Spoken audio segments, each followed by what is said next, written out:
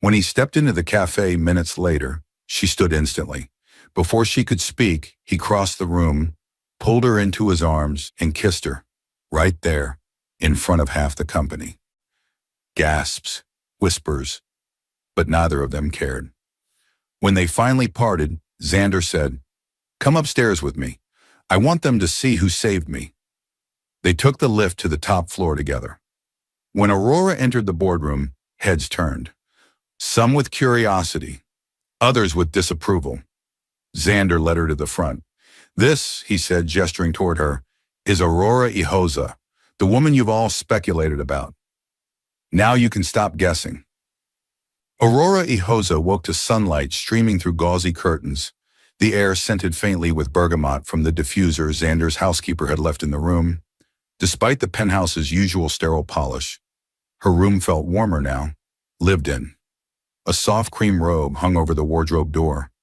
The silk sheets, no longer unfamiliar, were gently tangled around her legs. But it wasn't comfort that stirred her. It was the feeling of being watched. When she opened the door, barefoot and drowsy, she found Zander standing in the living room, shirtless, back turned to her, staring out the window with a cup of coffee in hand. His shoulder blades shifted as he moved, and just as she was about to retreat quietly, her eyes caught something that made her freeze.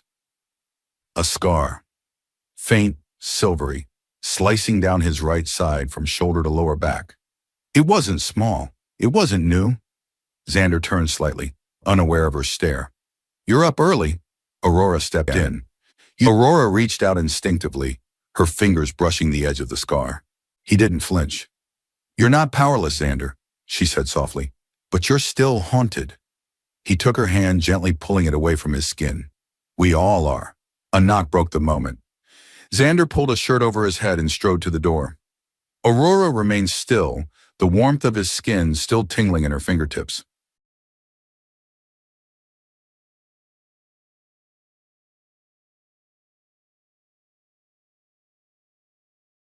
The cold drizzle of a late November evening fell in sheets over the east end of London, where mist clung to red brick buildings and blurred the glow of antique lampposts. Wet pavements shimmered under Aurora Ihoza's feet as she hurried along the narrow streets of Shoreditch, dodging puddles and trying to ignore the way her canvas trainers squelched with every step. The distant sound of a siren sliced through the fog like a warning cry, and somewhere in the distance, a street musician played a haunting tune on a violin beneath a scaffolding-covered awning. Aurora pulled her jacket tighter around her, a faded gray thing that did little to ward off the cold. It clung damply to her body, and her curly black hair, soaked through, framed her face in wild coils. In one hand, she clutched a canvas tote containing the meager earnings from her late shift at the local cafe, a handful of tips and a barely there wage. In the other, she gripped a small paper bag containing medicine for Lucy, her 15-year-old sister, currently on dialysis at Homerton Hospital. Every pound earned tonight mattered. Every moment wasted could mean a missed treatment. That was her life now, day by day, pound by pound, breath by uncertain breath. She passed a shuttered newsagent and ducked into an alleyway shortcut, hoping to make it home before the last bus left Hackney Road. A flicker of movement under a fire escape made her flinch, but it was only a fox rummaging through bin bags. Aurora sighed and kept walking. Then, suddenly, the world lit up in a strobe of red and blue. A police car swung into the alleyway, its tires hissing over the wet tarmac. Before she could react, two uniformed officers stepped out, faces unreadable, postures stiff with protocol. "Aurora Ihoza?" one asked curtly. She froze, heart pounding. "Yes." "You're under suspicion for theft. A Rolex watch was reported stolen from the cafe where you work earlier this evening. You'll need to come with us." "What?" Aurora's voice cracked. I didn't take anything. That's not possible." The female officer stepped forward, removing a pair of handcuffs from her belt. "You have the right to remain silent. Anything you say may be used in court." Aurora instinctively clutched her bag tighter. "Please, I've just finished my shift. I don't know anything about a watch. My sister's waiting. I have to get home." But before her plea could take shape, Cold steel clamped around her wrists, biting against her skin. The paper bag of medicine slipped from her grip, landing in a soggy puddle. In the back of the squad car, the windows fogged from the inside, and all Aurora could see were the glistening streets sliding past like memories. Her mind raced. Lucy. What would Lucy do when she didn't come home? Who would explain? Who would bring the tablets she needed? Her stomach turned as they approached the station. Dalston Central, an old brutalist building looming like a fortress. As they led her through the doors, fluorescent lights flickered overhead, casting a sickly glow on peeling paint and stained linoleum. Inside the station, she was placed in a stark interrogation room, its single chair cold against her soaked clothes. A kettle hissed in the corridor. The only sound within the room was the tapping of keys as a desk officer entered details on his computer without so much as a glance at her. Aurora Ihoza, 21, no criminal history, he muttered, but a 20,000-pound Rolex was discovered in a bin behind the cafe. I didn't steal anything, Aurora said, her voice barely above a whisper. Someone must have planted it. Please, I don't even know who owns a Rolex. The officer didn't respond, just typed. Aurora shivered uncontrollably, damp hair sticking to her face. Her thoughts drifted to Lucy, lying pale and silent on her hospital bed. She couldn't go to prison. There was no one else to care for her. Their mother had passed when they were young, and their father had disappeared into debt and silence. Aurora was all Lucy had. Then the door opened. The atmosphere shifted. A tall man entered. No uniform, just a tailored charcoal suit that fit him like armor. His brogues barely made a sound on the worn floor tiles. A black wool coat hung effortlessly from his shoulders, and his cufflinks shimmered discreetly beneath the harsh light. But it wasn't his wealth that made Aurora sit straighter. It was his eyes. Cold, sharp, the color of storm clouds and betrayal. Zander Raphael. She didn't know him, not personally, but she'd seen his name in headlines. The reclusive tech magnate behind Raphael International, Britain's youngest billionaire, and one of the most controversial figures in the London business elite. This watch, he said, producing a plastic evidence bag. Inside the Rolex glinted with quiet arrogance. It belongs to me. The officer looked stunned. Mr. Raphael, we found it behind the cafe in a bin. This woman was seen exiting the premises shortly before. She didn't steal it, Zander interrupted, his voice even. I have reason to believe it was planted to frame her. Aurora stared at him, her jaw tightened. I didn't ask for your help. I know, he said, pulling out a chair and sitting across from her. But you've been caught in something that isn't your fault, and I intend to fix it. Her eyes narrowed. Why? He studied her, as if deciding how much of the truth she could handle. Because you were framed by someone trying to hurt me. You're collateral. My ex-mistress, to be specific, she wants revenge. Unfortunately, you happened to serve her a cappuccino this morning. Aurora's mind reeled. She remembered the woman, a tall, sharp-featured blonde in designer red. She had spilled coffee, acted friendly, lingered too long. It hadn't seemed important at the time. Now it felt like everything. Zander leaned forward, resting his elbows on the table. I can make this go away, but I need something in return. Her heart thumped. What? I need you to play a role. For the next month, I want you to be my girlfriend. Attend events, smile for cameras, stand beside me at business meetings. Make a man named Edwin Bowen extremely uncomfortable. Who's Edwin Bowen? She asked cautiously. My rival.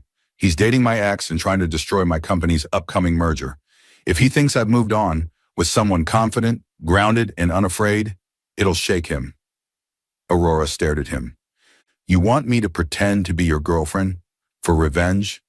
I'll pay your bail, cover your sister's medical bills, give you a fresh start. In return, you step into my world and play by my rules. Aurora looked away, her jaw set. The room smelled of stale paper and aftershave. Her body ached from the cold, but Lucy's face swam before her eyes. Her sister's weak smile, her shaking fingers. This man, Zander Raphael, was arrogant, calculating, and manipulative. But he was offering something no one else had, a way out. She turned back to him, steady now. I'll do it, but on my terms. Zander raised an eyebrow. You don't touch me unless I say you can. I leave if I want, and if I smell a lie, I walk. He gave a faint smile, not of amusement, but something close to admiration. Agreed. The officer returned a moment later, clearly bewildered, and removed her handcuffs. Aurora rubbed her wrists, eyes never leaving Zander's. The air outside was still heavy with rain. A sleek, black Rolls-Royce Phantom waited at the curb, engine humming. Zander opened the door and gestured for her to enter. Aurora hesitated. Behind her lay the streets of Shoreditch, soggy newspapers, broken dreams, and a sister waiting. Ahead was a world she didn't understand, wrapped in secrets, soaked in power. She slid into the car, and for the first time in her life, the door didn't close on her. It opened. Rain traced soft rivers down the windows of the Rolls-Royce as it glided through the streets of central London. Aurora Ihoza sat in the leather-clad passenger seat. Soaked trainers crossed beneath her, trying not to let her nerves show. The warmth of the car contrasted too sharply with the world she just left behind: cracked pavements, cold handcuffs, and fluorescent police lights. Across from her, Zander Raphael sat like he owned the world. The CEO of Raphael International was scrolling through his phone with unreadable calm. His wristwatch, a different Rolex no doubt, glinted under the interior lighting. Even in silence, his presence was overpowering, as if he radiated command in every breath. Aurora stared out at the streets rolling by, recognizing landmarks she'd only ever seen from bus windows. The glinting towers of Canary Wharf, the Thames coiling beneath glowing bridges, the boutiques of Mayfair closing for the night. She suddenly felt small, unbelievably small. "Where are we going?" she asked. "My residence," he replied without looking up. "You'll need somewhere to stay if we're going to pull this off." She frowned. "You think I'm going to live with you?" "It's not about comfort, Aurora," he said, finally glancing over. "It's about control. I need to know where you are, what you're wearing, who you're speaking to. Everything about this has to be polished." "I'm not a doll," she snapped, narrowing her eyes. "No," he agreed, "you're not, which is why this will work. But understand this. If we're to sell the story, you'll be under constant scrutiny. Media, investors, the board. One wrong move and Edwin Bowen will pounce." She folded her arms, still trembling slightly from the chill of the station. "And what happens if I decide this is all too much?" "Then you leave," Zander said, "but not before I've taken every necessary precaution to protect my business and your sister." Aurora bit the inside of her cheek. Lucy. That name grounded her. Reminded her of why she was doing this. The car rolled to a stop in front of a modern glass high-rise along the edge of South Bank, its facade glittering under the city's nightlights. A valet opened the door, and Aurora stepped out onto a marbled pavement, so pristine she felt embarrassed by the wet trail her shoes left behind. Inside, the lobby was bathed in gold light. Art Deco furniture. A concierge who bowed at the mere sight of Zander. It was another world. Elegant, silent, perfect. Zander said nothing as they entered the private lift. The doors closed, sealing them into polished steel and soft jazz. She felt the tension radiating off him like static electricity. He wasn't just powerful. He was dangerous in the way lines were dangerous. Elegant, beautiful, but likely to destroy you without flinching. The lift chimed, floor 38. Zander's penthouse opened into a cavernous space of glass and wood. Floor-to-ceiling windows revealed London's glimmering skyline, while walnut floors stretched from wall to wall. The decor was minimalist but expensive. Sleek Italian sofas, abstract art, a grand piano by the far corner. Aurora stepped inside slowly, her damp clothes clinging to her skin. She felt like an oil smudge on a white silk dress. "This is obscene," she muttered under her breath. Zander tossed his keys into a ceramic bowl and loosened his tie. "You'll get used to it." She turned to him. "No, I won't. This isn't my world, Zander. His name slipped from her mouth like a challenge. He paused at the sound of it, then met her gaze directly. It is now. She shook her head. No, I'm here for Lucy, not to be paraded like some trophy. You agreed to play the part. That includes living in my world. Aurora walked past him, trailing fingers along the marble kitchen island. It was spotless, of course, like everything else. A gleaming wine fridge sat beneath a built-in espresso machine. The air smelled faintly of sandalwood and leather. She crossed her arms. So what now? Do I sleep on the couch? Zander gestured down a hallway. There's a guest suite. You'll find fresh clothes in the wardrobe. Wear what you like when we're alone, but in public, I'll be selecting your wardrobe. She raised an eyebrow. Controlling much? Essential, he replied. People are already watching. The fewer inconsistencies, the better. Appearances are everything. She exhaled through her nose. And what if I don't play along? He stepped closer, closing the space between them. Not menacing, but intense. Then Lucy suffers. The bills stop. The lawyers I've hired to keep your name clean disappear. There it was, the game behind the offer, the silk rope disguised as rescue. Aurora's chest tightened. She hated him in that moment for holding her future like a weapon. But more than that, she hated herself for needing his help. He must have sensed the storm in her silence because he stepped back and gestured again to the hallway. Your room. There's a bathroom through the door. Shower, change. We'll talk more after. She didn't move right away. One rule, she said firmly. You don't touch me. He gave a slow nod. Unless you say otherwise. Aurora turned and walked down the hallway, her steps echoing softly on the walnut floor. The guest suite was larger than her entire flat in Hackney. A four-poster bed with navy silk sheets, a walk-in closet stocked with new designer labels, a chandelier above the dressing table. It was all unreal. She peeled off her wet clothes, stepping into the marbled bathroom. The hot water of the rainfall shower washed over her, but it couldn't melt the cold knot sitting in her stomach. Who was she becoming? When she emerged, towel wrapped tightly around her, she opened the wardrobe to find a navy blue wrap dress, soft cashmere against her fingers. The tag still hung on it, 1,200 pounds. Just a dress. Her hands trembled slightly as she put it on. She kept her hair loose and bare, her face natural. If she was going to be part of this illusion, she'd hold on to something real. Zander was waiting by the window when she returned to the living room, a glass of whiskey in his hand. His suit jacket was gone, shirt sleeves rolled to the elbows. The city sprawled behind him, lit like a diamond field. He turned. His gaze dropped to her bare feet. You didn't wear the shoes. I don't wear shoes in other people's homes, she replied coolly. His lips twitched. Noted. She sat across from him on the sleek L-shaped sofa. A fire crackled softly in a recessed fireplace. For a moment, they sat in silence. Then he spoke. Tell me about your sister. Aurora blinked. Why? Because I need to understand what matters to you. That's how I make this believable. She hesitated. Lucy's 15. She's got a rare kidney disease. She was diagnosed last year. I've been working double shifts to afford her treatments. We lost our mom when I was 10. Dad vanished. It's just been us since. Zander nodded slowly. You've done well. She looked at him, something bitter rising. Don't patronize me. You think money fixes everything. It doesn't. He met her glare without blinking. No, but it gives you options, which you didn't have until now. She hated that he was right. I need this to work, Aurora, he said softly. If Edwin Bowen succeeds in sabotaging my merger, everything falls apart.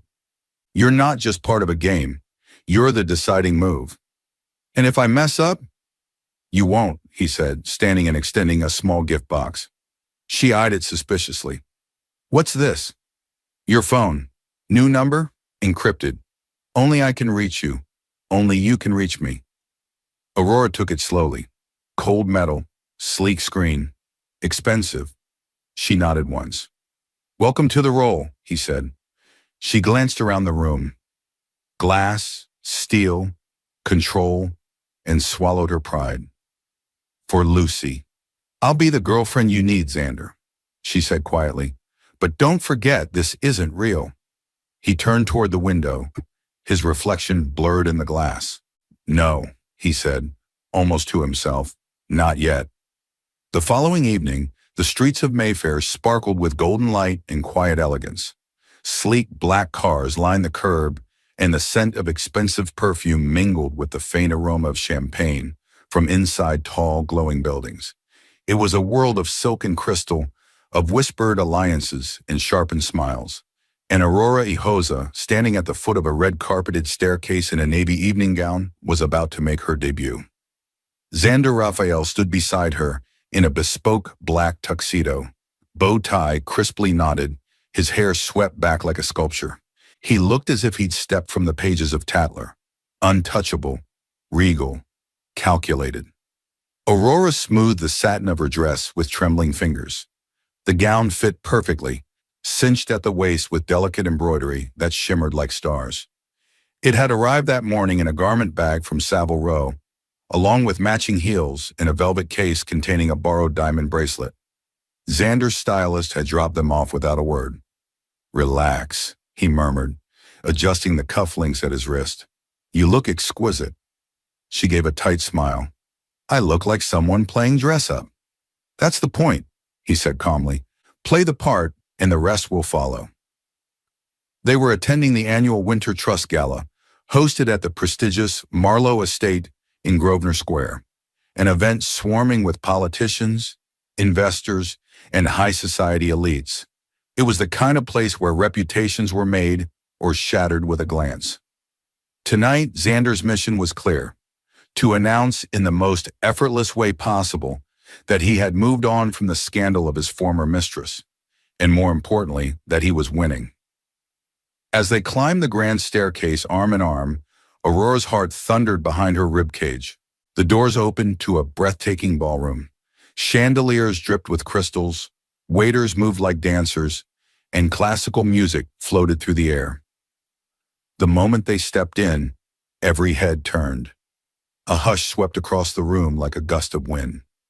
Aurora could feel the weight of their stares, the curious, the judging, the envious. She straightened her shoulders and lifted her chin. She had spent her life hiding behind bus stops and greasy diner counters. But tonight, for Lucy, for herself, she would not flinch. Zander guided her through the room, nodding at familiar faces, occasionally offering introductions. This is Aurora Ihoza, he said smoothly. My partner. The word hung in the air like a secret invitation. Aurora smiled politely, repeating lines Zander had rehearsed with her. Her backstory, edited for taste, her current role consulting on urban charity projects, and her love for classical literature. Every detail had been chosen to complement his narrative, refined, understated, intriguing. They reached the heart of the gala, where a cluster of financiers and executives stood like a parliament of wolves. Among them was a man with a familiar smirk, his suit light gray and tailored to perfection, his blonde hair slicked back. Edwin Bowen. Aurora recognized him instantly from the dossier Zander had shown her. Media darling, ruthless boardroom player, and the man currently dating Zander's former mistress. His eyes narrowed the moment he saw her. Zander, Edwin drawled, voice dripping with faux charm. Didn't expect to see you here, much less with a date. Zander's smile was carved from stone. Aurora, meet Edwin Bowen. She extended her hand, her expression perfectly polite. Pleasure. Edwin took her fingers, brushing them with a kiss. His eyes lingered too long. The pleasure is mine. And what a surprise. I hadn't realized Zander was still hiring his dates. The insult was barely veiled. Zander's jaw tensed, but his voice remained cool. Aurora is a partner, not a prop. Unlike some people, I don't confuse status with substance. Edwin's smile never wavered, but the flash in his eyes betrayed him. He turned to Aurora. He must have pulled you from a pageant, or perhaps a bakery. Aurora's gaze sharpened like glass. Actually, I studied economic policy and community development, but I do enjoy baking. Zander blinked, she had improvised. Edwin chuckled, but the tension pulsed. Lovely, though I imagine this is quite the upgrade from wherever you were before.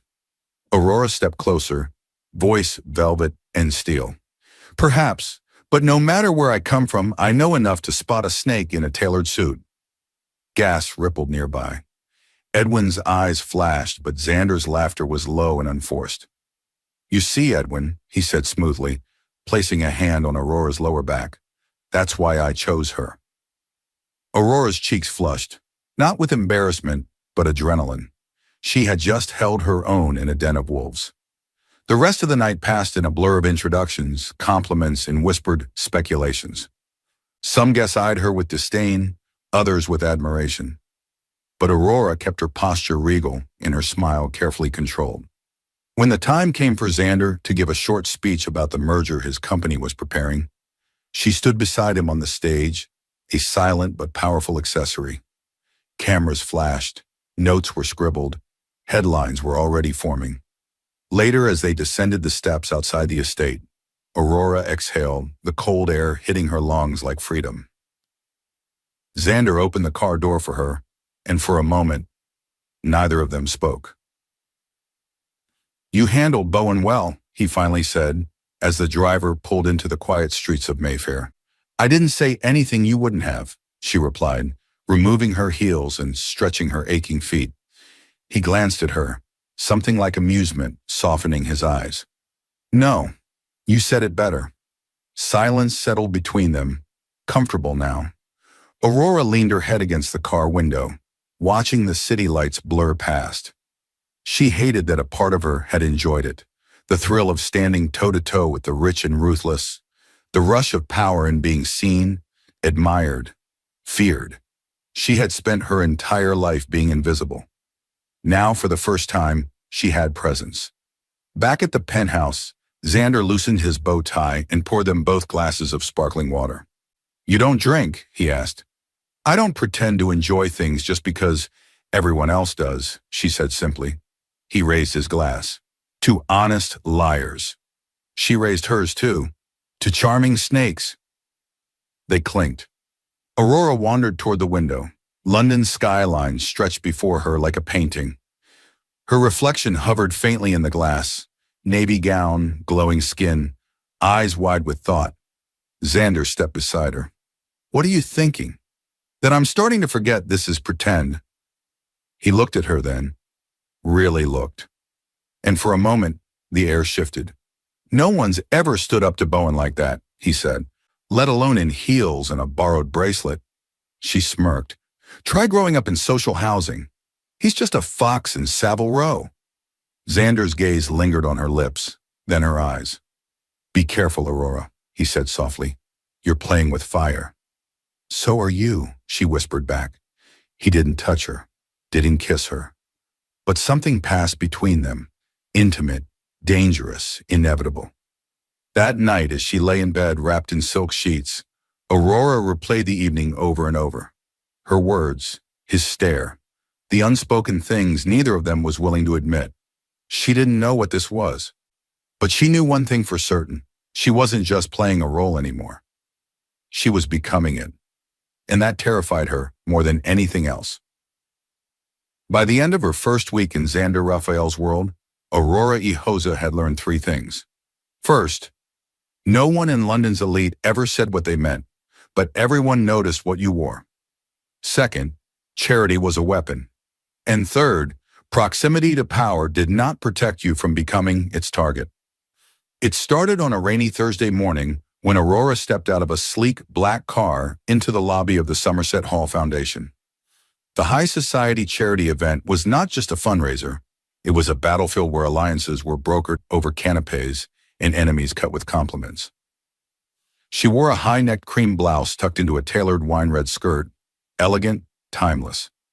Zander had sent a stylist to her suite that morning, but Aurora had insisted on choosing her own outfit. He hadn't protested. You look like you belong here, he said simply as she joined him by the elevator, his hand ghosting against the small of her back. But even before they reached the ballroom, she felt it. The whispers. She's the one from Hackney, isn't she? Just a pretty face for the camera. He's never had someone quite so provincial. Aurora kept walking, back straight, smile soft. Zander's fingers found hers in a practiced gesture of control, and though the touch steadied her, it also made her skin burn. It wasn't the gossip that hurt. It was how effortlessly she was becoming numb to it. Inside the ballroom, live jazz floated through the air, and clinking champagne flutes punctuated polite conversations. Zander moved between clusters of guests like a conductor, each nod and handshake orchestrated with precision. And Aurora followed, graceful, calm, absorbing everything. But then Edwin Bowen appeared. He stood by the bar in a slate blue suit, a crystal glass of something amber in his hand. He was alone, but his grin bloomed the moment he saw them. "Well," he said, sauntering over, "the power couple returns." Zander's jaw flexed. "Edwin." Aurora nodded politely, but Edwin's eyes lingered on her, uncomfortably long. "Aurora," he said, his voice like velvet over broken glass, "you're becoming quite the fixture." "Habit forming," she replied, her tone sweet as a knife. He laughed. "You're quick, but let's not pretend this is more than a pageant. We all know the script." Zander stepped forward, voice low. "Careful." Edwin smirked. "Touchy. I only mean that the headlines are curious. The woman who came out of nowhere. No past, no family, no credentials." Aurora's heart pounded, but she kept her voice steady. "You've read the tabloids, I see. Perhaps you'd like an autograph." Several guests nearby turned to listen. Zander shot Edwin a look that could shatter concrete. But Edwin was already sauntering away, smugness radiating from every step. Later that evening, back at the penthouse, Aurora slammed the fridge shut, her cheeks flushed with fury. "He's trying to rattle you," Zander said from the doorway. "He's trying to unravel me," she snapped, "and you're letting him." Zander stepped forward, rolling his sleeves up past his forearms. "This isn't schoolyard politics. This is war. If he sees you crack, he'll use it." Aurora turned, arms folded. "So I just smile while he mocks me? Pretend I don't have a past?" He met her eyes. "You don't need to explain yourself to anyone, especially not him." Silence settled between them like dust. Finally, she exhaled and walked past him, pulling down 2 glasses from the cabinet. "Fine," she muttered. "Wine?" He raised an eyebrow. "You don't drink." "Tonight," she said, uncorking a bottle of French red, "I'll make an exception." They sat on opposite ends of the L-shaped sofa, legs curled under them, the city lights glittering beyond the glass. She took a sip. "Tell me something honest." Zander leaned back, swirling the wine. "I once bought a Picasso painting just to keep it away from a man I hated." She laughed. "That's not honesty. That's pettiness with a platinum card." He grinned. "Fair."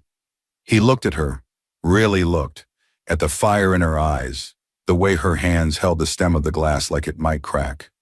"You were brilliant today," he said. She blinked. "You think so?" "I think Bowen won't forget it. And neither will half the board." Aurora sipped again. The wine was rich, heady. "Do you ever feel like this whole world is balancing on a lie?" Zander stared at his glass. "Every day." She turned toward him. "Then why keep it going?" "Because I have too much to lose." Aurora's voice softened.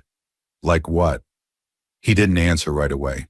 Then, without looking at her, he said, "Control, reputation, safety." She set her glass down. "And me?" Zander's gaze lifted to hers. The room shrank around them. "You're becoming something I never accounted for," he said quietly. She didn't know whether to feel flattered or afraid. A part of her had hoped this would remain strictly transactional, but another part, quieter, more reckless, had started craving these moments. When his walls came down, when he saw her not as a strategy, but as something more. She stood slowly, her bare feet silent on the polished floor. "I'm going to bed," she whispered. Zander rose as well. "Aurora!" She turned back. "Don't!" He took a step forward, What are we doing? She met his gaze, her voice trembling. We're playing pretend, and the problem is, I think I'm starting to believe it. Then she disappeared down the hallway, heart racing, the taste of red wine still on her lips. That night she dreamt of Lucy, laughing, healthy, standing in a field of lavender. But in the distance Zander waited beneath a tree, watching her with that same unreadable stare. And when Aurora woke, the space beside her was empty, but her chest ached like she'd been held all night. The morning after the charity event was unusually quiet. Aurora Ihoza woke to sunlight streaming through gauzy curtains, the air scented faintly with bergamot from the diffuser Zander's housekeeper had left in the room. Despite the penthouse's usual sterile polish, her room felt warmer now, lived in. A soft cream robe hung over the wardrobe door. The silk sheets, no longer unfamiliar, were gently tangled around her legs. But it wasn't comfort that stirred her. It was the feeling of being watched. When she opened the door, barefoot and drowsy, she found Zander standing in the living room, shirtless, back turned to her, staring out the window with a cup of coffee in hand. His shoulder blades shifted as he moved, and just as she was about to retreat quietly, her eyes caught something that made her freeze. A scar. Faint, silvery, slicing down his right side from shoulder to lower back. It wasn't small. It wasn't new. Zander turned slightly, unaware of her stare. You're up early. Aurora stepped in. You didn't mention you were ex-military. He stilled. I'm not. She walked toward him. Then where did the scar come from? He glanced over his shoulder. A mistake. That's not an answer. He turned to face her fully, shirtless, guarded. Does it matter? Only if you keep hiding it. A beat passed, then very quietly he said, I was 17. My mother died unexpectedly. I'd just been admitted into a sixth form academy in Surrey when the truth came out. She'd left behind nothing but debts. Aurora remained silent, watching his every word.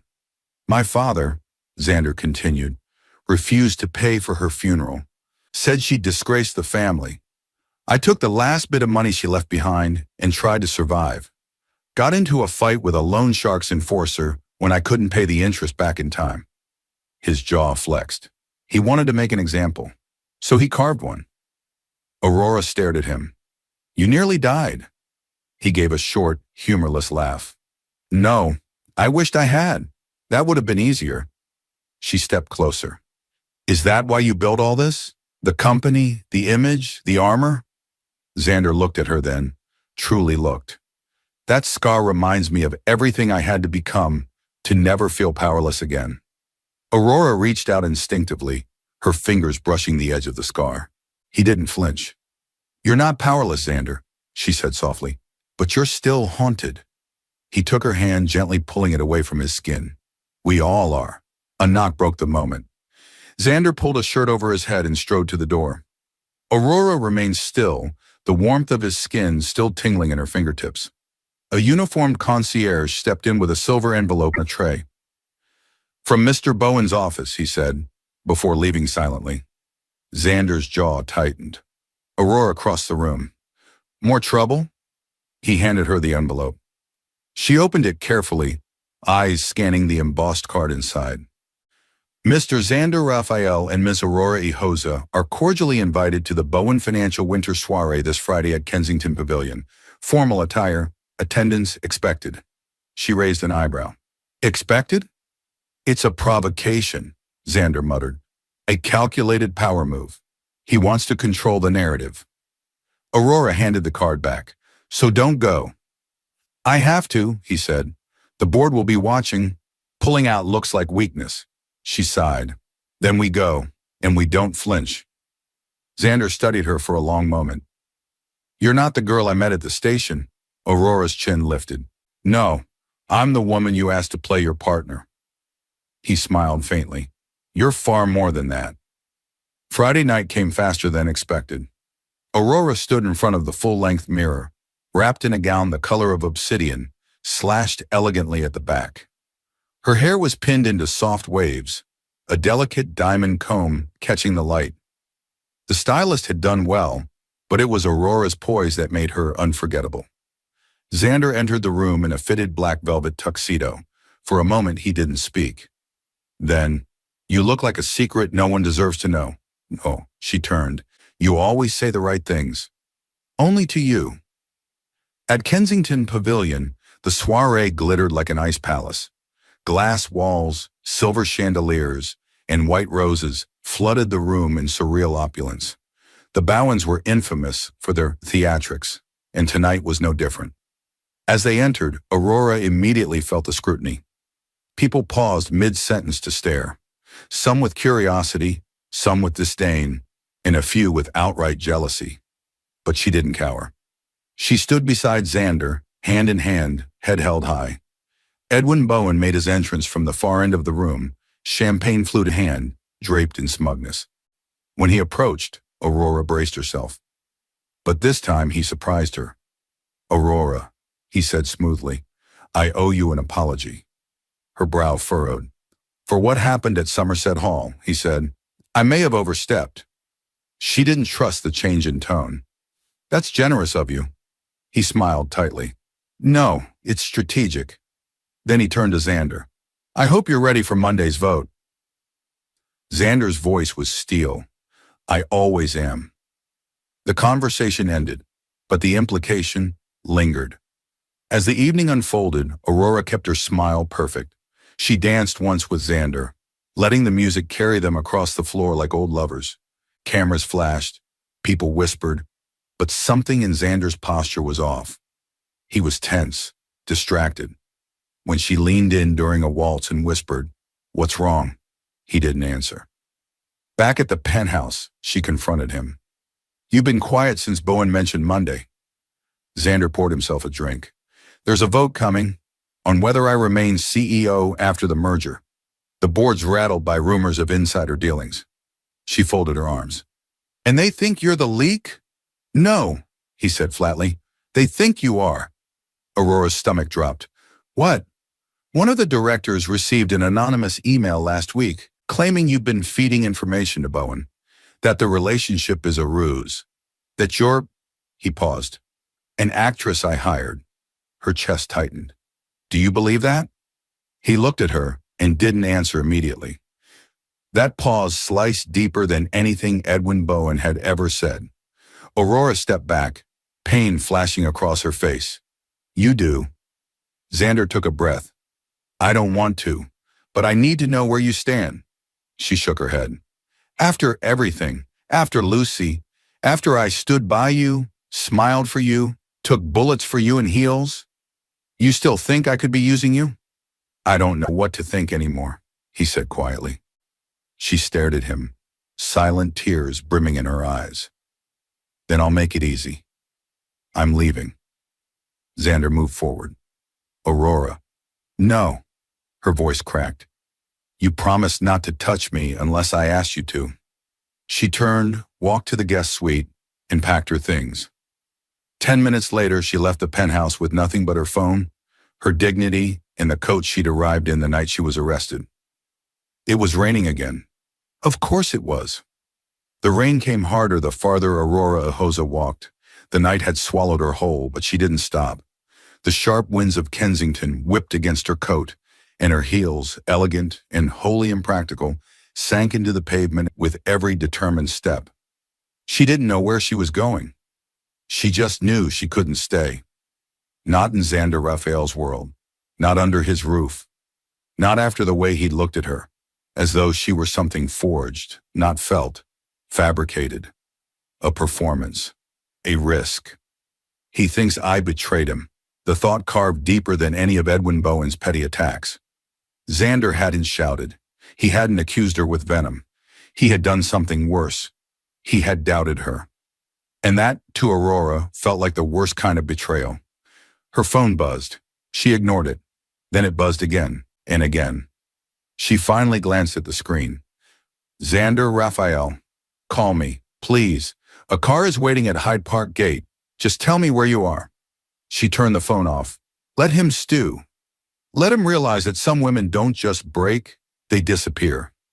By the time she reached the gate of her old building in Hackney, her toes were numb and her coat was soaked through. The place looked smaller than she remembered, colder. The walls needed paint, and the lift still wheezed like it was dying. But it was home. She climbed the stairs and knocked on a familiar door.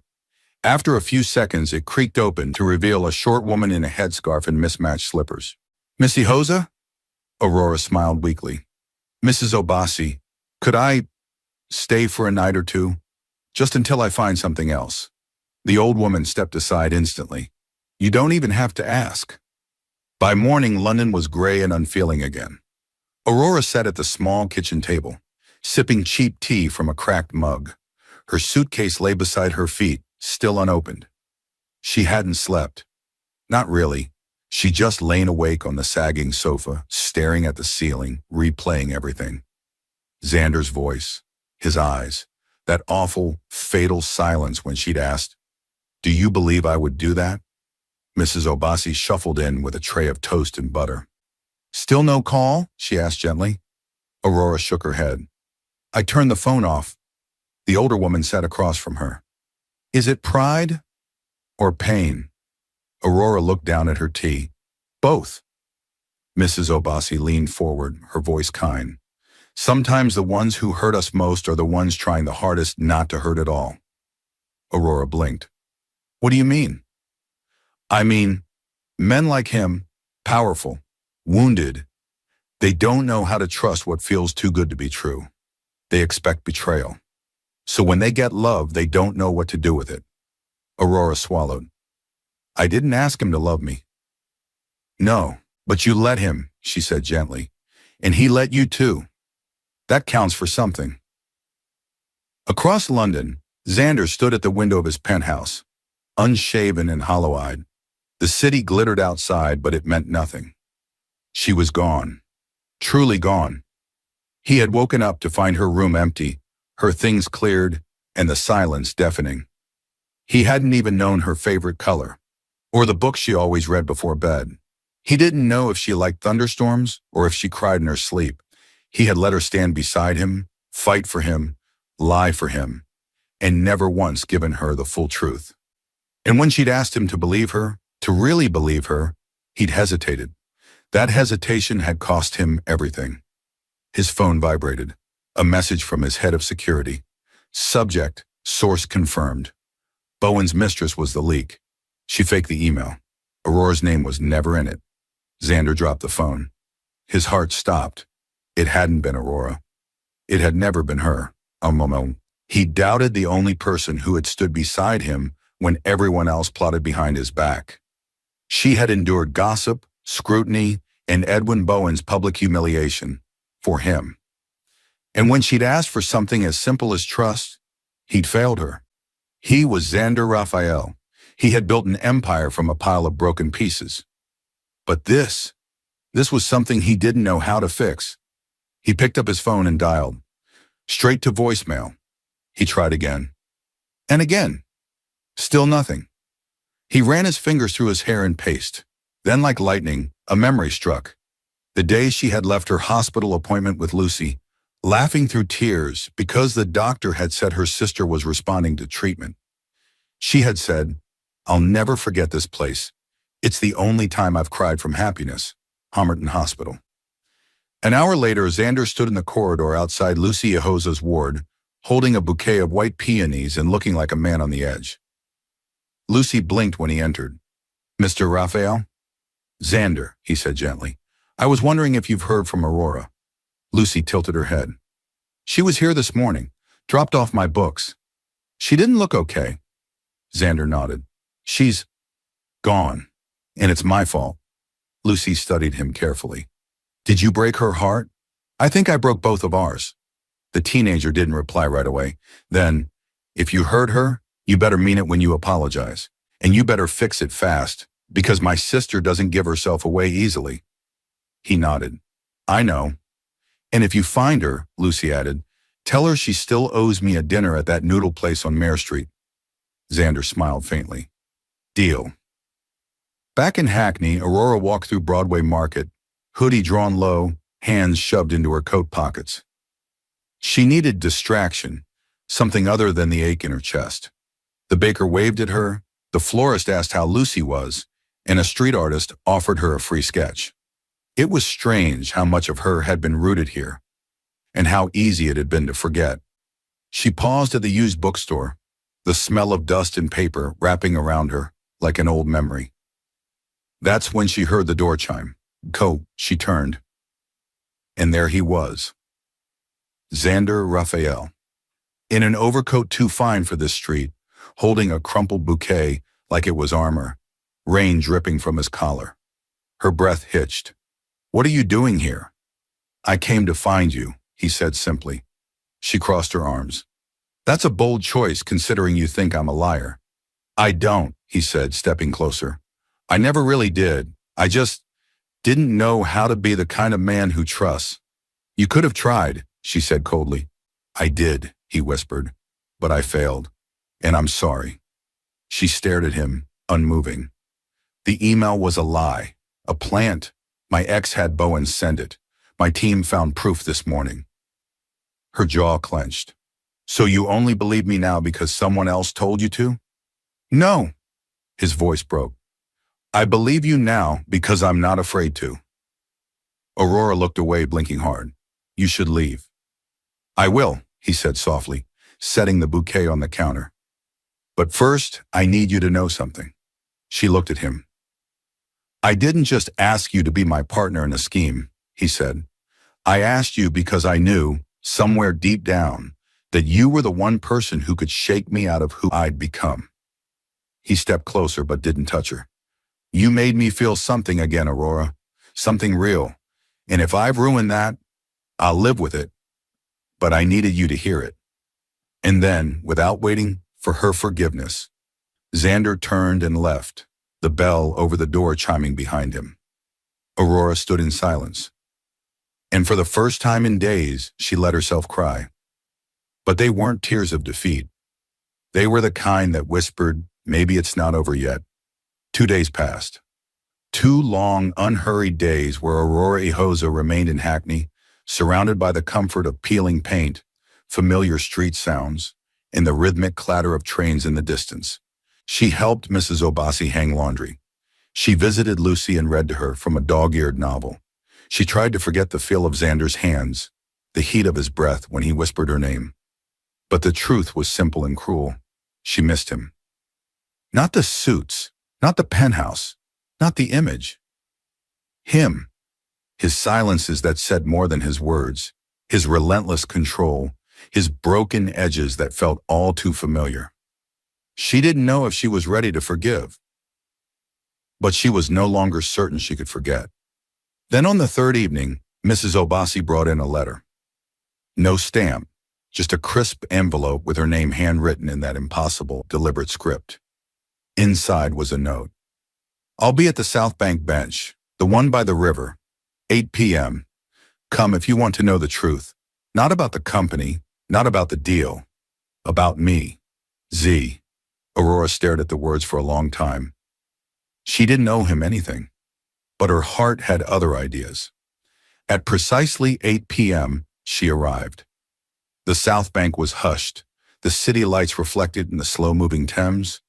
The bench sat under a vintage street lamp, warm light pooling at its feet. Zander was already there, dressed simply in a black coat and scarf, hands resting on his knees like a man waiting to be judged. He stood when he saw her. "I wasn't sure you'd come," he said softly. "I wasn't sure either." They sat. For a moment, neither spoke. The hum of the city filled the silence. Then Aurora asked, "Why here?" Zander smiled faintly.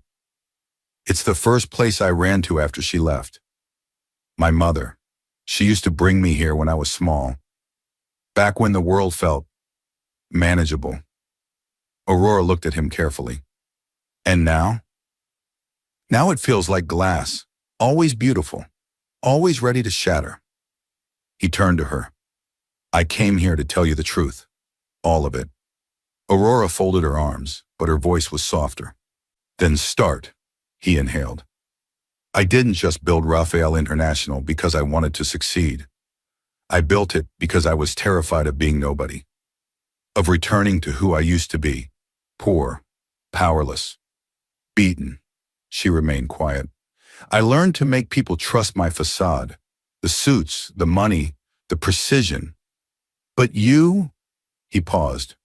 You saw past it, and I didn't know what to do with that. Aurora tilted her head. So you tried to push me away? I tried to protect myself, he said simply. I just didn't realize I was also pushing away the one person who ever made me feel real. The wind carried their silence across the river. I believed you, she whispered. From the start.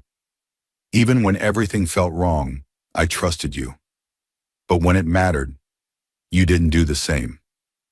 I know, he said, voice cracking. And I'm sorry. I'll spend the rest of my life saying that if I have to. She turned to him fully now. You hurt me. He nodded. I needed you to fight for me. I didn't know how, he said, until I lost you. The lights from a passing boat shimmered against her cheeks. She blinked, then said, I'm not looking for a savior, Zander. I'm not a project or a part in your empire. I know, he said. I need someone who sees me as their equal. Not someone to own, but someone to walk beside. I don't want to own you, he whispered. I want to learn how to deserve you. The words hung between them, raw, open, terrifying. And for the first time since the night she walked out, Aurora felt her walls tremble. I'm scared, she admitted. He reached out slowly, offering his hand. Not taking, just offering. So am I. She stared at his palm, then placed hers in it. No promises. No perfect endings. Just a beginning. The following week, the tabloids erupted. Zander Raphael seen holding hands with mystery girlfriend at South Bank. Insider sources confirm she's more than just a PR stunt. From Hackney to high society, who is Aurora Ihoza? The media circus returned in full force. But this time, Zander stood before the cameras, pulled Aurora close, and simply said, she's not part of a campaign. She's part of my life. And just like that, the tide began to turn. They fell into a rhythm, uneven, unexpected, beautiful. Zander learned to leave the office before 9 p.m. Aurora learned how to drink espresso without wincing. He taught her chess. She taught him how to burn toast. They fought over silly things. They kissed like it might be their last. He took her to Paris for a single night just to watch the Eiffel Tower lights with her hand in his. She surprised him with tickets to a jazz show in Soho and made him promise not to check his phone. They talked about Lucy's recovery. They talked about the past. And eventually, they talked about what scared them most. I'm terrified, Aurora admitted one night, curled beside him under a cashmere throw. Of what? He asked. That this is a dream, that I'll wake up and I'll be alone again. Zander kissed her temple. Then we'll make the dream real. One morning at a time. But not everything stayed perfect. One evening, while Aurora was reading in the living room, she heard Zander's voice from the office. Loud, angry. She peeked in. I told you not to touch the press, he barked into the phone. I don't care what Edwin Bowen's team leaked. You don't feed that fire. He ended the call with a slam. Aurora stepped in. What's going on? Zander sighed, rubbing his temples. Bowen's trying to push one final smear before the board finalizes the merger. He's hinting that your connection to me began as a payout, that I hired you for image control. Aurora's stomach turned. Again? He's desperate, Zander muttered, and he's playing dirty. She sat beside him. What do we do? Zander looked at her, exhausted. We stay quiet. The board will see the truth. Aurora hesitated. Or, we go louder. He blinked. What do you mean? She reached for her phone. Let me speak. In my words. No PR, no handlers. Just the truth. Aurora. She placed her hand on his. Let me fight for you this time. That night, Aurora recorded a short video in the penthouse library. Simple, unpolished, sincere. My name is Aurora Ihoza. I didn't come from wealth. I wasn't born into privilege. But I fell in love with someone who did, and who nearly forgot how to feel. I was never hired. I was never coached. I walked into his world with nothing to prove. And I stayed because I saw the man beneath the suit, and he saw the woman I truly am. Say what you will. We're not perfect, but this love, this is the realest thing I've ever known. Zander watched the video in stunned silence. When it was over, he turned to her. You really love me, he said, as if realizing it for the first time. Aurora stepped into his arms. I do. His lips met hers in a kiss that didn't burn. It healed. And in that moment, hearts that had once fractured finally began to shift back into place, together. Monday dawned gray and ominous, as if the city itself anticipated a battle. Aurora Ihoza stood by the penthouse windows, staring down at the financial district far below. The skyline was blanketed in early fog, the rooftops blurred, and London's usual energy felt suspended in a breath.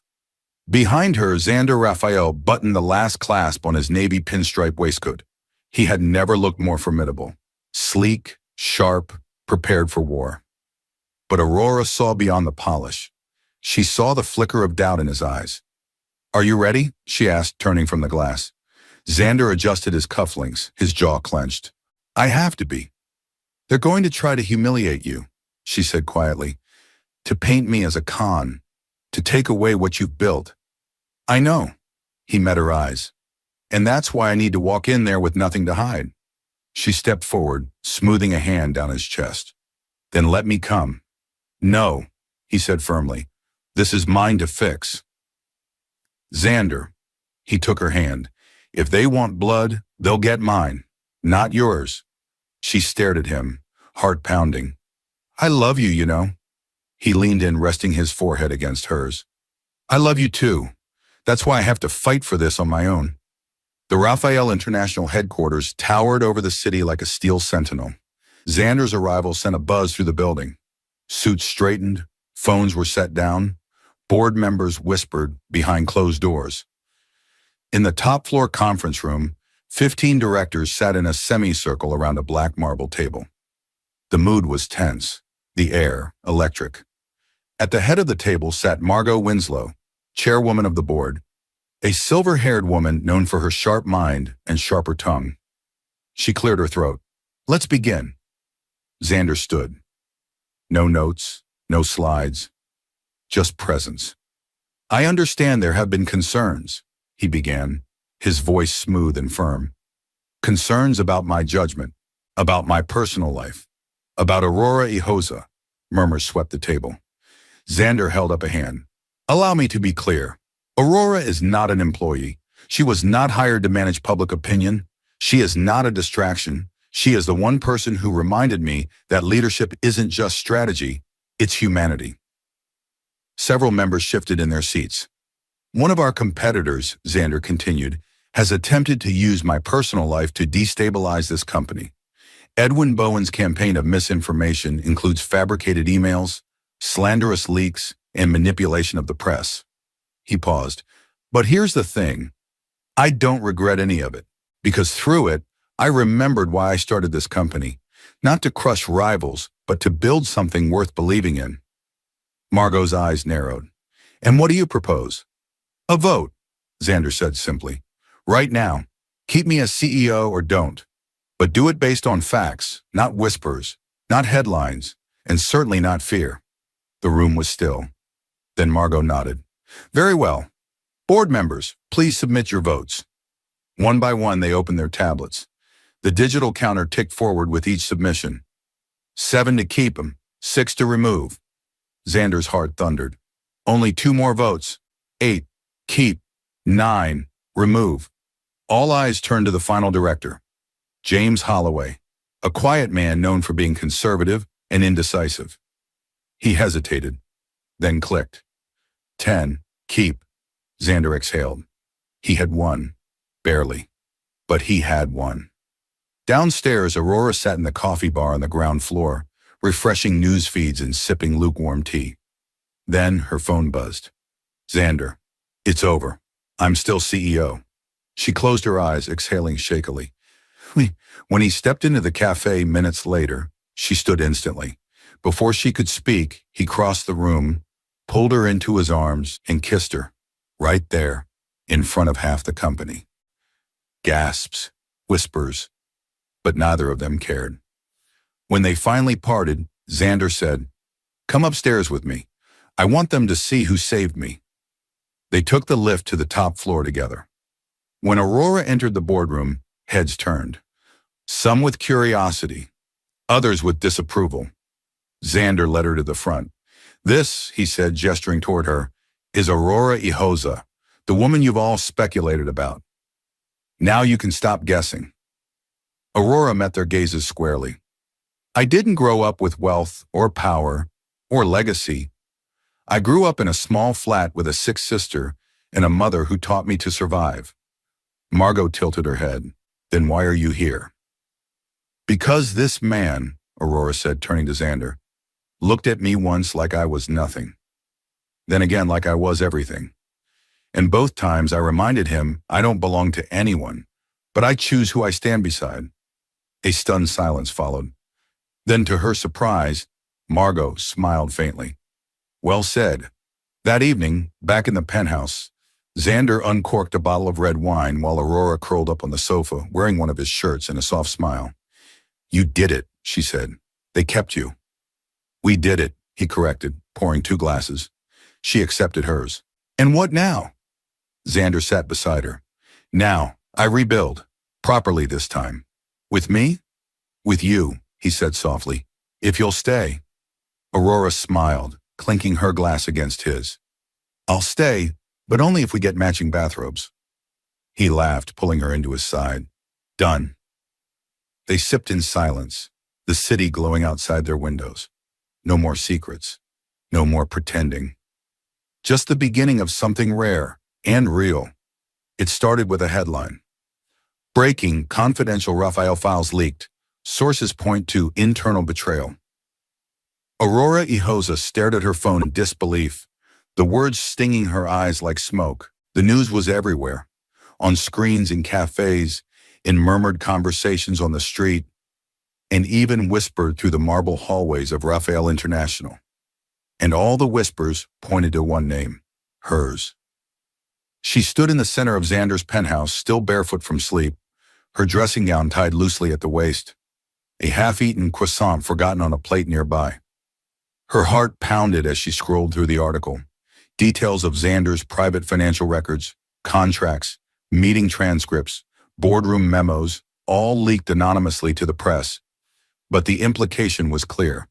Aurora had access, and Zander had trusted her with everything. Her phone buzzed, dozens of notifications, messages, missed calls, and one that made her chest tighten. When Margot Winslow. "Zander needs to get ahead of this, or the board will." Aurora swallowed, bile rising in her throat. "Eh?" The door to the penthouse clicked. Zander stepped in, his coat still wet from the rain, jaw tense, expression unreadable. Their eyes met across the room. "It wasn't me," she said before he could speak. Her voice was small, frightened, but steady. Zander didn't speak immediately. He set his keys down slowly, like he was afraid of shattering something delicate. "I know," he said finally. Aurora exhaled. "But the board doesn't," he added, "and they're calling an emergency vote to suspend me." Her stomach dropped. "What?" "They're claiming I compromised the company by giving you access to confidential data. They want to remove me while they investigate. But they can't." She stopped, realizing they could. Zander crossed the room. "Margot's holding them back for now, but Edwin Bowen is behind this. I can feel it." "Then let me speak again." "Let me?" "No," he said firmly. "This time you stay out of it." Aurora blinked. "You think I'll make it worse?" "I think," he said carefully, "that they already blame you, and I won't let them tear you apart for it." She stepped back. "So I'm a liability now?" "No." His voice was softer now. "You're everything, which is why I have to protect you." "I don't want to be protected, Zander. I want to help."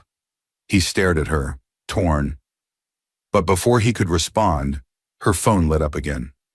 "Lucy. Heard the news. I'm fine, but someone just showed up at the hospital asking questions about you." "Be careful." Aurora's breath caught. Zander, they're going after Lucy. His eyes darkened. Then it's war. The next 48 hours moved like a thunderstorm. Zander's legal team began combing through every leak. His IT security firm traced the breach to an external server tied to Bowen Financial. The evidence was circumstantial, but damning enough to raise doubt. Meanwhile, the media spun faster than they could respond. Reporters camped outside the Raphael building. Photographers tracked Aurora's every step. Tabloids revisited her past, her childhood in Hackney, her mother's illness, Lucy's medical records. The narrative was turning cruel. She became the slum girl who fooled a CEO, the actress who brought down a billion-pound empire, the woman with a secret motive. And Zander? He was cast as either the fool in love or the conspirator. It all came to a head when the board issued a formal warning. Zander had one day to clear his name. If he failed, he'd be removed indefinitely. That night, Aurora stood at the penthouse window, the skyline blurred by rain.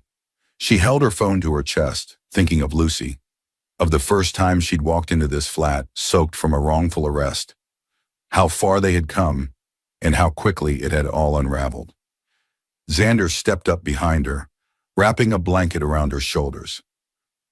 "I can't let you take the fall for this," she whispered. "You're not going to," he said, "but if they force me out, I want you to remember something."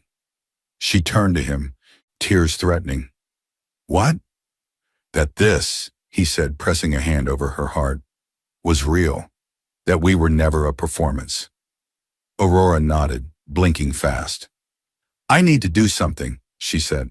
"One last thing." The next morning, while Zander faced the board upstairs, Aurora met a journalist in a small cafe in Camden. Her name was Geneva Blake, a rare voice in London media with a reputation for integrity.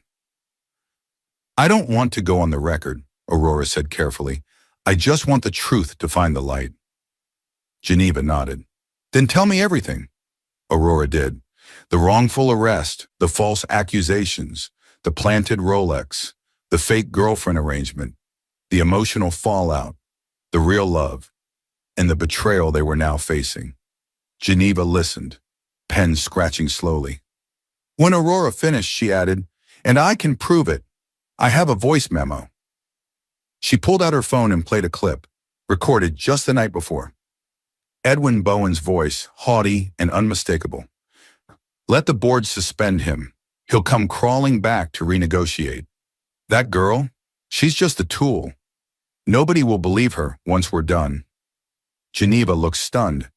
"Do I have your permission to use this?" Aurora paused, then nodded. "But not for revenge, for the truth." Hours later, Geneva's expose hit the press. Exclusive, the voice behind the fall Bowen implicated in targeted smear campaign against Raphael International. The story went viral within minutes. Major networks picked it up. Bowen's own shareholders demanded explanations. Social media turned in Aurora's favor. And the board? They reversed the suspension vote before it even happened. Zander kept his position. Bowen was summoned for legal questioning. And Aurora was cleared. That night, Zander returned to the penthouse in silence. Aurora was waiting, curled on the sofa reading. She looked up the moment he entered, setting the book aside. He walked over, knelt in front of her, and took both of her hands. "You saved me," he whispered. "We saved each other," she replied. He stared at her for a long moment, then pulled a small velvet box from his jacket pocket. Aurora's breath caught. "I was going to wait," he said. "I wanted to do this in Paris, or on a rooftop, or something dramatic." She smiled through the tears now building in her eyes. "This is dramatic enough."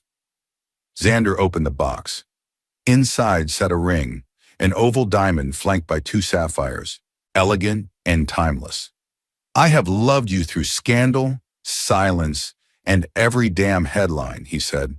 "I want to love you through peace, through mornings and burnt toast and quiet nights. I want to love you when you're angry and when you're proud. I want to be your family, and I want you to be mine." He looked up at her. "Aurora Ihoza, will you marry me?" She didn't speak right away. Instead, she leaned forward, placed both hands on either side of his face and whispered, "Yes," then kissed him with all the courage she had left. Spring came early to London that year. Cherry blossoms bloomed along the River Thames, and the air smelled faintly of renewal, of old things made new, of stories reborn. The city, usually gray and cautious, seemed softer now, lighter. Aurora Ihoza stood on the balcony of Zander Raphael's penthouse, the wind dancing through the hem of her silk robe, her fingers wrapped around a warm mug of ginger tea. She watched the skyline glow beneath a honeyed sky, her heart steady, her eyes clear. Below her, the city that had once tried to find her whispered in awe. She had not just survived it, she had conquered it. Behind her, Zander stirred in the kitchen. He moved differently now, not softer, but freer. There was less tension in his shoulders, more laughter in his voice. He had learned to live beyond the edge of strategy. With her, he wasn't Zander Raphael, the CEO. He was simply Zander. "Toast is burning again," Aurora called, smiling. "Every time," he muttered. She stepped back inside just as he turned, half-scorched bread in hand, a sheepish grin on his face. "I make empires, not breakfast," he said. She walked over, took the plate from him, and kissed his cheek. "That's fine. I'll keep us both alive." As they sat down to eat, tea and blackened toast on gold-rimmed china, they spoke of little things: Lucy's latest prank at school, Zander's plans to restructure the company's mentorship program, the flat they'd bought in Shoreditch for weekend escapes, the upcoming trip to Morocco. There was no more pretending. No roles. No scripts. Just two people, wildly in love and unapologetically real. The wedding came 6 weeks later, and nothing about it was traditional. They didn't rent a castle or fill a ballroom with people they barely knew. Instead, they held it at the Layla Monroe Community Library, once the precinct where Aurora had been arrested, now a sanctuary she'd helped rebuild with Zander's funding. The guests were few, but sacred. Lucy walked Aurora down the aisle, a daisy crown in her locks and pride in her eyes. Zander wore a classic black suit but no tie, his top button undone just for her. Aurora wore a soft ivory gown that fluttered like a secret, her curls pinned with baby's breath, her eyes brighter than any diamond. Geneva Blake, the journalist who helped uncover Bowen's scandal, officiated. Because, as Aurora had said, if anyone deserves to witness our vows, it's the woman who fought for our truth. There were no rehearsed lines. Just love. Zander looked into her eyes, his voice quiet but firm. "I used to believe power would protect me. Then you walked into my life with no money, no armor, no apologies, and you protected something I forgot I even had. My heart." Aurora's eyes filled. Her voice trembled, but never broke. "I thought I had to fight the world alone. Then you showed me that love isn't weakness. It's the most powerful thing there is. And I vow to stand beside you, not beneath you, not behind you, but beside you, always." They kissed as confetti made of flower petals rained down. And in that kiss, every storm they'd survived vanished like mist. The weeks after their wedding were a blur of joy. They honeymooned on the Amalfi Coast, eating too much pasta and making love in villas that overlooked the sea. They read books under olive trees, made lists of baby names for someday, and laughed until the past felt like another life. And when they returned to London, it wasn't to resume the game, it was to rewrite the rules. Zander implemented sweeping changes at Raphael International, transparency policies, mental health support for staff, a new mentorship initiative for young Black entrepreneurs, and he named the first woman of color as the new chief operating officer. "I learned everything I know about resilience from her," he told the board, gesturing to Aurora seated proudly in the front row. As for Aurora, she launched the Ihoza Initiative, a nonprofit that supported underrepresented young women in urban communities. It funded education, mentorship, and mental health support across boroughs, once forgotten by the elite.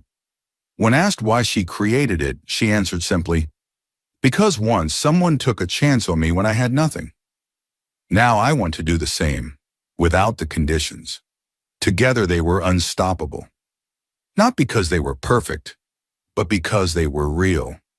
One quiet Sunday, nearly a year to the day since they first met, Aurora sat on the rooftop garden of their new home in Chelsea, watching Lucy and Zander compete in a heated game of chess.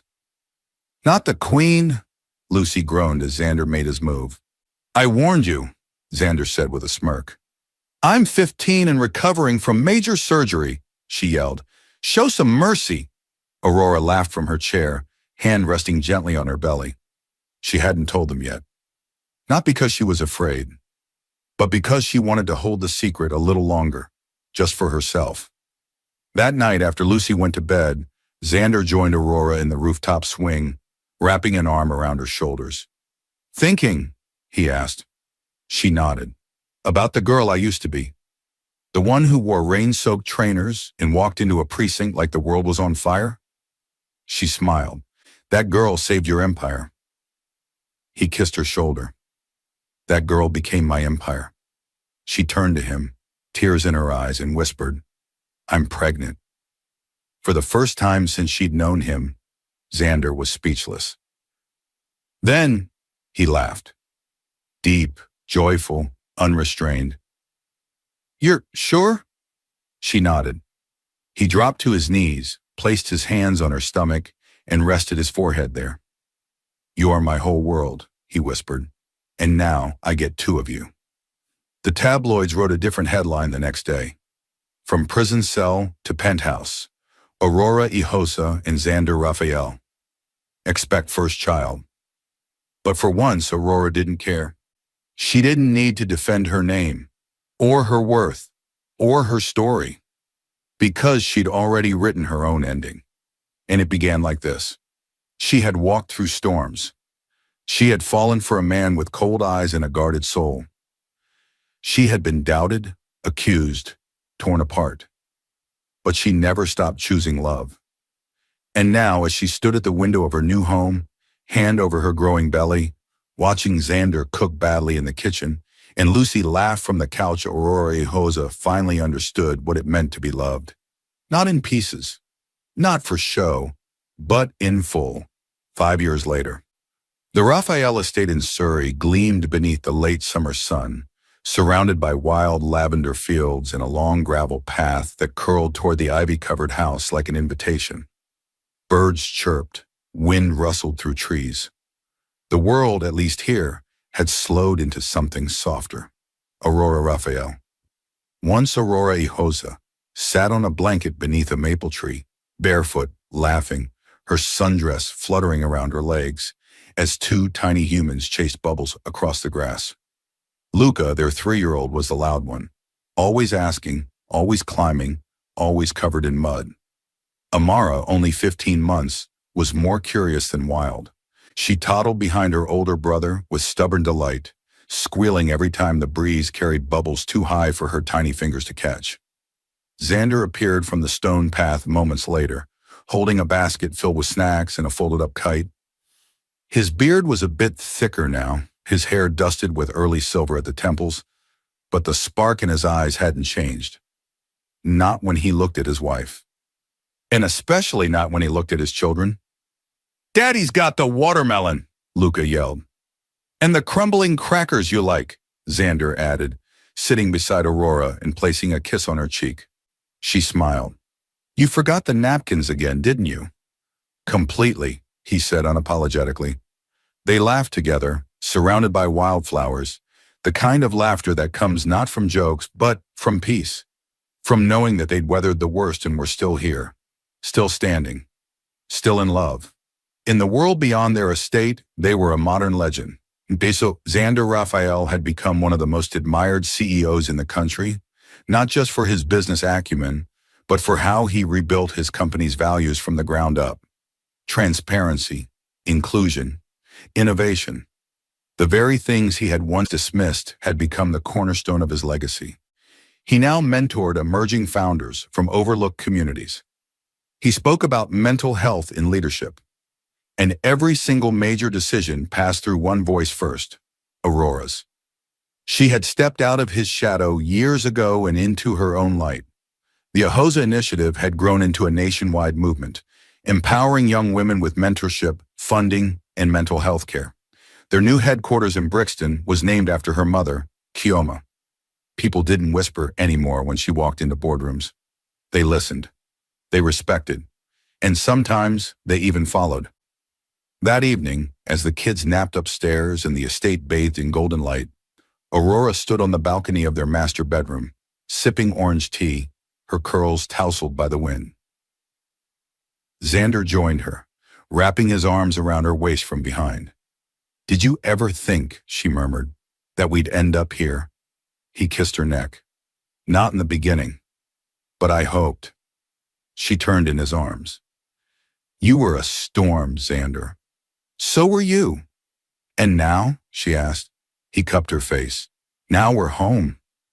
They stood like that for a long time, watching the sky fade, listening to the cicadas hum, hearts quiet. Then Zander pulled a folded letter from his pocket. Aurora arched a brow. "What's this?" "A gift," he said, handing it to her. She opened it slowly.